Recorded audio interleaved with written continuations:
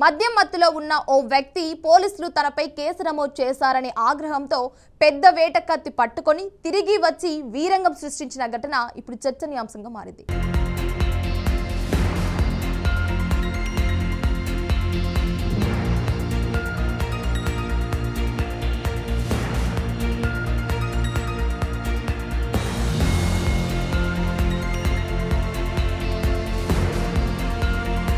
నన్నే ఆపుతారా, నాకే చుక్కలు చూపిస్తారా? నడి రోడ్డులో పోలీసులకే చుక్కలు చూపించిన మందుబాబు.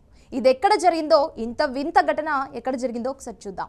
భద్రాద్రి కొత్తగూడెం జిల్లాలోని మునుగూరులో డ్రంక్ అండ్ డ్రైవ్ తనిఖీలు ఊహించని మలుపు తీసుకున్నాయి. సాధారణంగా జరగాల్సిన వాహన తనిఖీలు చివరకు పోలీసులపై హత్యాయత్నం చేసే స్థాయికి చేరుకోవడం స్థానికంగా తీవ్ర కలకలం రేపుతుంది. మద్యం మత్తులో ఉన్న ఓ వ్యక్తి పోలీసులు తనపై కేసు నమోదు చేశారనే ఆగ్రహంతో పెద్ద వేట కత్తి పట్టుకొని తిరిగి వచ్చి వీరంగం సృష్టించిన ఘటన ఇప్పుడు చర్చనీయాంశంగా మారింది. మనుగూరులోని తొగ్గూడెం ప్రాంతంలో గల సమ్మక్క సారక్క గుడి వద్ద పోలీసులు సాధారణ వాహన తనిఖీలు నిర్వహిస్తున్నారు.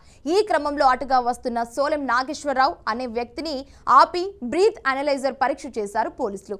పరీక్షలో అతనికి ఆల్కహాల్ స్థాయి అధికంగా ఉన్నట్లు తేలింది. నిబంధనల ప్రకారం పోలీసులు కేసు నమోదు చేసి అతడిని హెచ్చరించి ఇంటికి పంపించారు. సాధారణంగా ఇక్కడితో ముగియాల్సిన వ్యవహారం అంతా కొద్దిసేపటికే ఊహించని మలుపు తీసుకుంది. పోలీసులు తనపై కేసు నమోదు చేయడాన్ని అవమానంగా భావించిన నాగేశ్వరరావు ఇంటికి వెళ్లిన కొద్దిసేపటికే పెద్ద వేట కత్తి చేత పట్టుకొని తిరిగి వచ్చాడు. నన్నే ఆపుతారా, నాకే టెస్టులు చేస్తారా అంటూ మద్యం మత్తులో పోలీసులపై ఆగ్రహం వ్యక్తం చేశాడు. కత్తితో ఊగిపోతూ అక్కడున్న పోలీసులను బెదిరించేందుకు ప్రయత్నించాడు. ఒక్కసారిగా అక్కడున్న పరిస్థితి ఉద్రిక్తంగా మారడంతో అక్కడున్న ప్రజలు కూడా భయంతో పరుగులు తీశారు. మద్యం మత్తులో ఉన్న అతడి ప్రవర్తన స్థానికులను తీవ్ర భయాందోళనకు గురి చేసింది. అయితే పరిస్థితిని పోలీసులు ఎంతో చాకచక్యంగా ఎదుర్కొన్నారు. నాగేశ్వరరావు కత్తితో దాడికి యత్నించినప్పటికీ అధికారులు అప్రమత్తంగా వ్యవహరించి అతడిని చుట్టుముట్టారు. కొద్దిసేపు ఉద్రిక్తత పరిస్థితులు నెలకొన్న తర్వాత చివరకు అతడిని అదుపులోకి తీసుకున్నారు.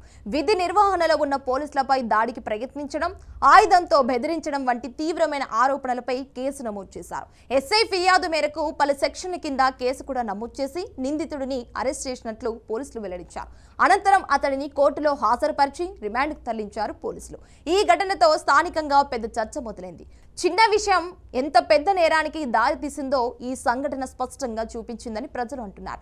మద్యం మత్తులో తీసుకున్న ఒక్క తప్పు నిర్ణయం చివరకు జైలు జీవితానికి కారణమైందని చర్చనైతే జోరుగా జరుగుతుంది. డ్రంక్ అండ్ డ్రైవ్ కేసు వరకు మాత్రమే పరిమితం అవ్వాల్సిన విషయం కాస్త ఇప్పుడు హత్యాయత్నం, ప్రభుత్వ ఉద్యోగులపై దాడి వంటి తీవ్రమైన కేసుల వరకు వెళ్ళింది. పోలీసుల ప్రకారం మద్యం సేవించి వాహనం నడపటం చట్టరీత్యా నేరం మాత్రమే కాదు, ప్రజల ప్రాణాలను ప్రమాదంలోకి నెట్టే చర్య కూడా. డ్రంక్ అండ్ డ్రైవ్ తనిఖీలు ప్రజల భద్రత కోసమే నిర్వహిస్తున్నామని అధికారులు చెబుతున్నారు. అయితే కొందరు మద్యం మత్తులో ఆవేశానికి లోనై ఇలాంటి ఘటనలకు పాల్పడటం ఆందోళన కలిగిస్తోందని పేర్కొంటున్నారు. ఇక నిపుణుల అభిప్రాయం ప్రకారం మద్యం సేవించిన సమయంలో వ్యక్తి ఆలోచన శక్తి తగ్గిపోతుంది. చిన్న విషయాన్నే పెద్ద అవమానంగా భావించి హింసాత్మకంగా ప్రవర్తించే అవకాశం ఎక్కువగా ఉంటుందని చెప్తున్నారు. అందుకే మద్యం సేవించిన తర్వాత వాహనం నడపకూడదని, ఆ సమయంలో ఎలాంటి ఘర్షణలకు లోనవ్వకుండా ఉండాలని సూచించారు. ఈ ఘటన మరోసారి సమాజానికి గట్టి హెచ్చరికలా మారింది. మద్యం మత్తులో తీసుకునే నిర్ణయాలు కేవలం వ్యక్తిగత జీవితాన్నే కాదు, కుటుంబ భవిష్యత్తును కూడా దెబ్బతీయగలవని పోలీసులు హెచ్చరిస్తున్నారు. చట్టాన్ని గౌరవించడం, పోలీసుల విధి నిర్వహణకు సహకరించడం ప్రతి పౌరుడి యొక్క బాధ్యత అని అధికారులు గుర్తు చేస్తున్నారు.